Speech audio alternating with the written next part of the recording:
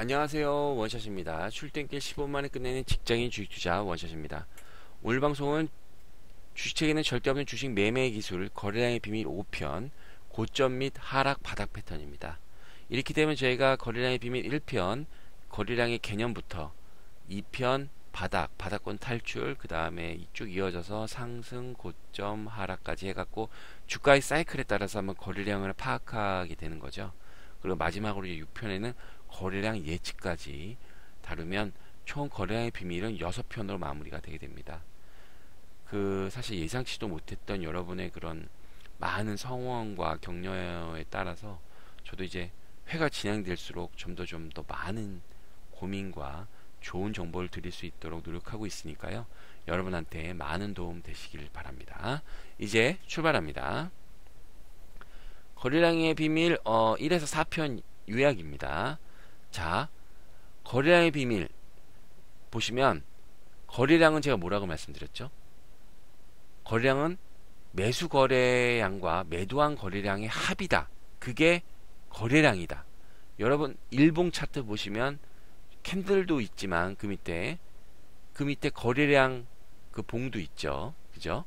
그 봉 하나가 뜯어보면 그 안에 매수 거래량과 매도 거래량이 합쳐진 총 거래량이 그 거래량 봉 하나로 표시가 되는 겁니다.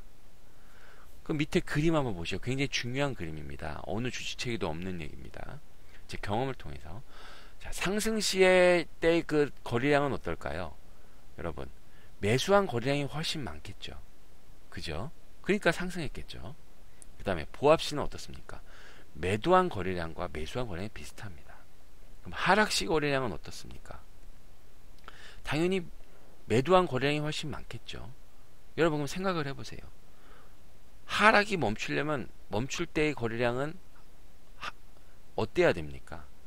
지금 오른쪽에 있는 매도 많은 부분을 차지하고 있는 매도 거래량이 줄어야겠죠. 그죠?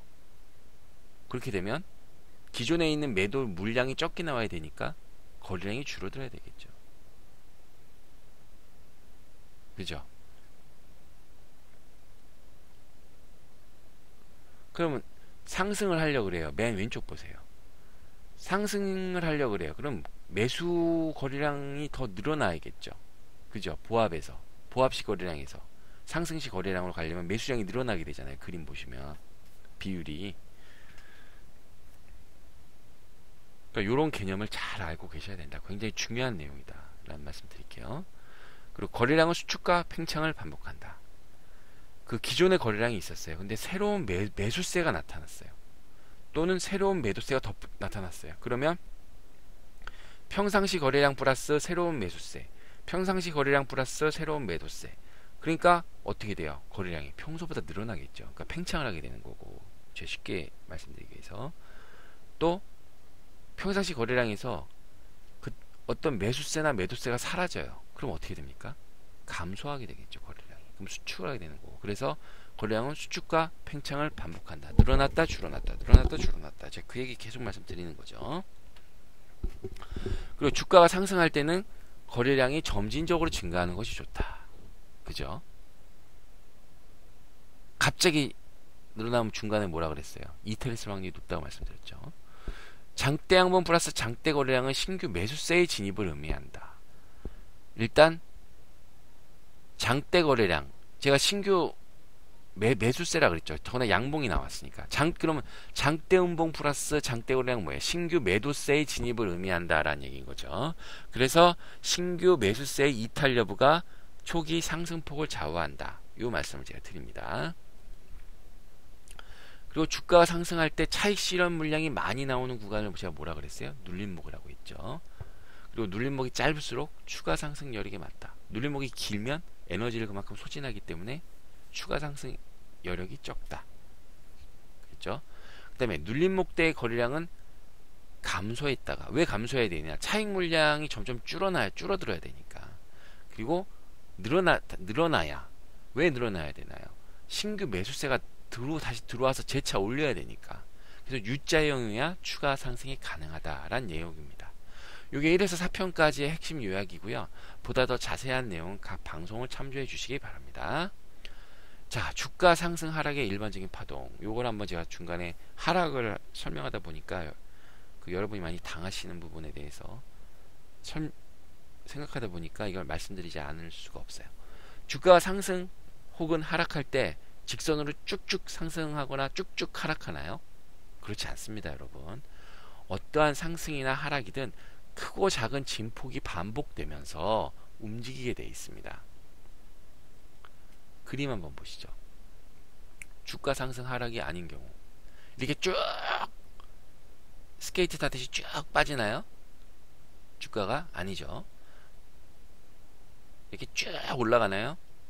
아니죠. 이런 경우는 없습니다. 주가가 상승할 때는 상승할 때 크게 상승하고 하락할 때 작게 하락합니다. 잘 보세요. 크게 상승했죠. 작게 하락했죠. 다시 크게 상승했죠. 작게 하락했습니다. 이런 게 써이면서 이제 주가가 상승하는 거예요. 주가가 하락할 땐 거꾸로겠죠, 여러분. 오를 때 조금 오르고 떨어질 때 크게 떨어지는 거죠. 그죠? 보세요. 이제 크게 하락했고, 조금 상승했고, 이렇게 크게 하락했고, 조금 상승했고, 크게 하락하는 이런 게 반복되면서 주가가 이제 상승하고 하락하는 겁니다. 여러분 이 개념을 꼭 갖고 계셔야 돼요. 특히 주가가 여기 하락하는 그림 있잖아요. 큰 하락, 작은 상승. 여러분이 이거 갖고 많이 당하세요. 이 정도면 많이 감으로 그냥 단순히 거래량을 몰리면 한 40% 떨어졌네. 이 정도면 사도 되겠다.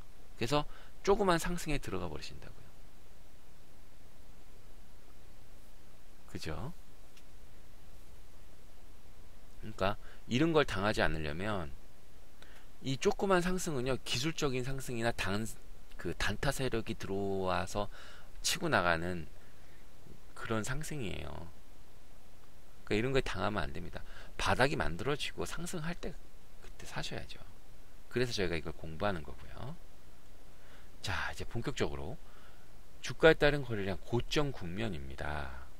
주가가 최고점에서 장대 양봉, 음봉, 양봉이나 음봉이나 상관없습니다. 그 장대 양음봉이 나오고 더불어 최대 거래량이 빵 하고 터졌을 때 세력이 이탈했을 확률이 높습니다.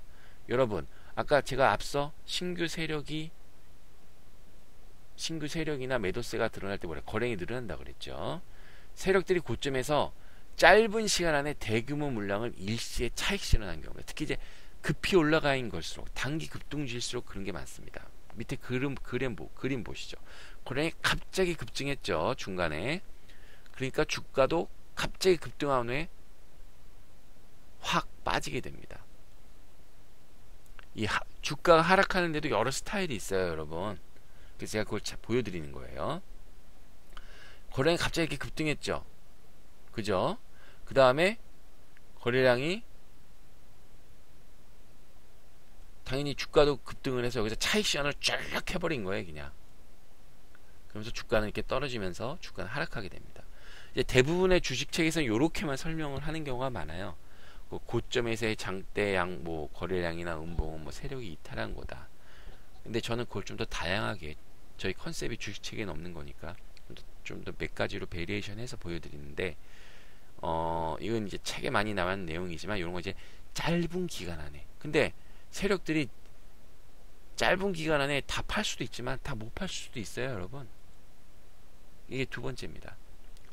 주가 최고점에서 장대양봉 플러스 최대 거래량이 해서 이탈이 높은데, 이건 뭐가 다르냐면 앞부분이랑 고점에서 일정 기간 동안 대규모 물량을 두세 분에 걸쳐서 이제 나눠서 차익 실현하는 거예요, 여러분. 이 차트를 잘 보세요. 일단 왼쪽 차트 보시면 주가가 급등한 후 내려갔다 올라갔다, 약간 내려갔다 올라갔다, 이런 식으로 해서 이제 거래량이 중간중간에 급등을 하죠. 그죠? 주황색 거래량. 오른쪽 차트 한번 보시죠. 이건 똑같아요, 앞에 그림이랑. 그죠? 그래서 1차로 이때 차익 실현하고 또 거래량이 또 터졌죠. 고점에서 또 한 번 하고 2차로 하고 또 3차로 또 차익 실현을 하는 겁니다. 이렇게 나눠서. 왜냐하면 모든 세력이 한두 번에 다 팔 수는 없잖아요. 실패할 수도 있는 거고, 물량이 워낙 많아서 나눠 팔 수도 있는 거고, 그죠? 그 다음부터는 이제 주가는 쭉 빠지게 되는 거죠. 자, 이제 그 다음에 또 이제 세 번째, 이게 가장 힘든 건데, 이거는 꼭 장대가 아니어도 돼요. 짧은 양음봉에 근데 거래량이 최대 터졌을 경우입니다. 이건 어떻게 보면 쉽게 발견이 안 되는 거죠. 세력이 고점에서 오랜 기간 동안에 물량을 순차적으로 차익 실현하는 겁니다. 그래서 왼쪽 그림 보시면 거래량이 급등했다가 점진적으로 하락하면서 당연히 주가도 급등에 점진적으로 하락하게 됩니다. 이런 오른쪽 차트 보시면 뭐 하루 2%, 그 다음 3%, 마이너스 말하는 거예요. 마이너스 2%, 마이너스 1.5%, 마이너스 3%, 마이너스 4%, 마이너스 2%. 이게 골로 가는 차트거든요. 알게 모르게. 차라리 내가 마이너스 10%가 하루에 빠지면 그냥 털고 나올 텐데 마이너스 2%, 마이너스 3%, 마이너스 4%, 마이너스 1.5%, 뭐 이런 식으로 쭉쭉쭉 빠지면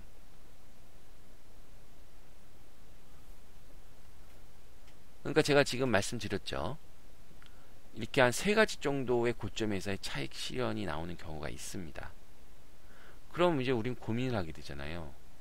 그럼 이걸 어떻게 대응을 해야 되느냐? 예? 그죠? 보세요. 이렇게 보시고 고점에서 계속 주가는 빠지게 되는 거예요. 그러면 우리가 어떻게 대응해야 되느냐? 그거에 대해서 한번 알아보도록 하겠습니다. 자, 장대 양음봉의 최대 거래량 딱 나왔어요. 어쨌든 간에 고점에서. 그러면 그 자리를 매도 기준점으로 삼아서 그 기준점 이탈 시에 매도를 하는 겁니다. 그게 뭔 얘기냐? 장대 양음봉 플러스 최대 거래량은 뭔가 신규 세력, 어떤 새로운 세력들이 들어온 자리라고 말씀드렸잖아요. 그러니까 그 자리를 기준으로 개인벌 성향에 따라서, 나는 좀 약간 보수적으로 하겠다, 나는 약간 리스크가 있어도 좀 과감하게 하겠다에 따라서 기준점을 설정하는 겁니다. 여러분 보세요. 여기 장대 거래량 나왔죠. 여기 그다음에 드디어 최고점 이제 장대 음봉이 나왔습니다. 여기서. 그러면 이제 이게 시작이 됐잖아요. 그러면 매도 기준점을 잡는 거예요. 약간 보수적인 분은 그 자리의 하단 부분, 그다음에 뭐 약간 중도적인 부분은 그의 절반 정도 부분. 캔들을 보면서 또 좀 설명을 드려야 되는데 그건 한번 나중에 한번 다시 설명드리고, 어쨌든 그 장대 거래량이 터진 어느 지점, 그건 이제 개인의 성향에 따라 틀린 거예요. 그걸 기준점으로 잡아서 그게 빠지면 무조건 버려버리는 거예요, 여러분. 그리고 그 기준점을 지지한다. 그러면 계속 갖고 가는 거죠. 그러면 기준점이 계속 주가가 올라가면 내가 생각했던 매도 기준점도 올라가겠죠. 이렇게 대응을 하셔야 됩니다.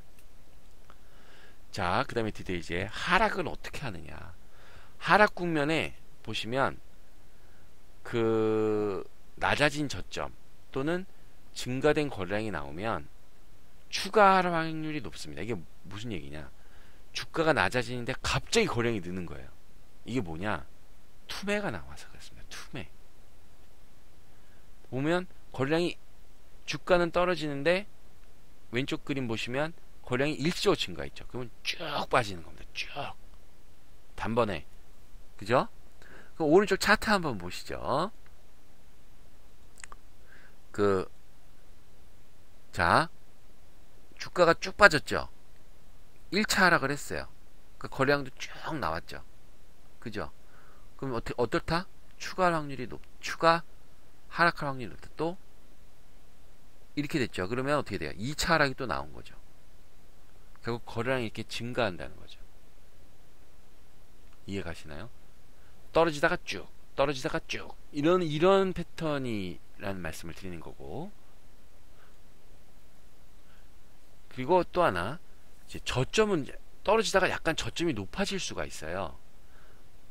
그러다 증가된 거래량은 단기 상승 후에 재하락 확률이 높다. 왼쪽 그림 보세요. 거래량이 줄다가, 제가 떨어질 때는 거래량이 줄어야 된다 그랬죠. 왜냐? 매도세가 줄어야 되니까. 근데 거래량이 일시적으로 증가하는 경우 주가가 올라갈 수 있어요. 그거는 이제 단타 세력이 들어왔다 나온 겁니다.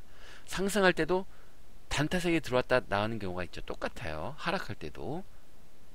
그래서 위에 주가 캔들을 보면 하락하다가 조금이나마 양봉, 빨간 양봉이 나오고 있죠. 오른쪽 차트 한번 보시죠. 자, 주가가 하락했죠. 그러다 갑자기 장대 양봉이 나왔습니다. 거래량도 좀 늘었어요. 그죠? 그래서 주가가 이렇게 갑자기 V자 반등을 했습니다. 근데 주가는 다시 재차 하락을 합니다. 왜 그러냐?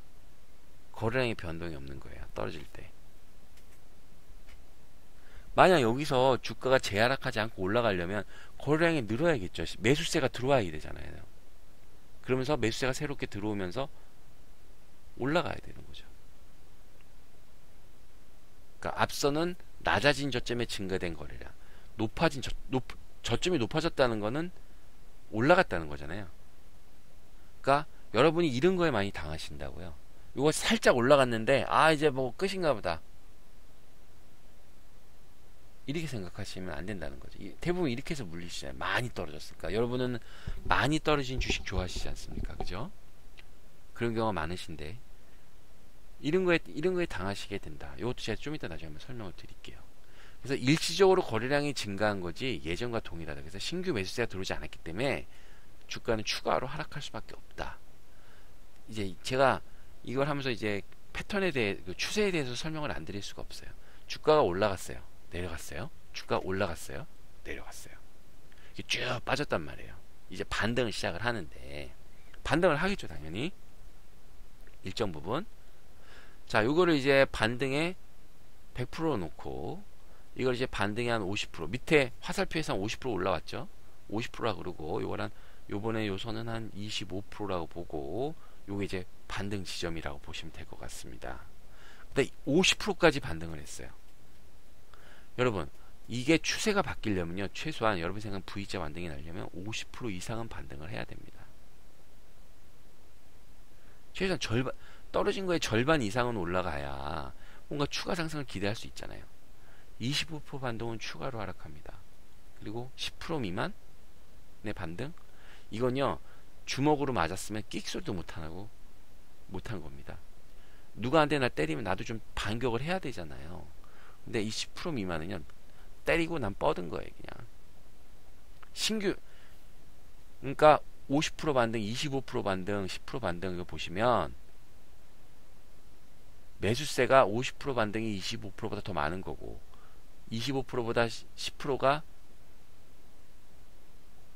25%가 이제 10%보다 더 매수세가 더 많은 거고, 그러니까 매수세의 크기라고 보시면 돼요. 1, 2, 3, 4, 1, 2, 3, 2. 그나마 50% 반등은 매수세가 어느 정도 반등세가 들어온 거죠. 근데 10% 미만은요, 매수세도 지금 떨어지고 있는데 매수세도 거의 안 돌아요. 그럼 어떻게 돼요? 더 떨어지게 되는 거죠. 여러분, 요거를 꼭 기억하셔야 돼요. 요런 거. 그래서 반등 각도 1, 2, 3에 따라 추가 상승 여부가 판가름된다.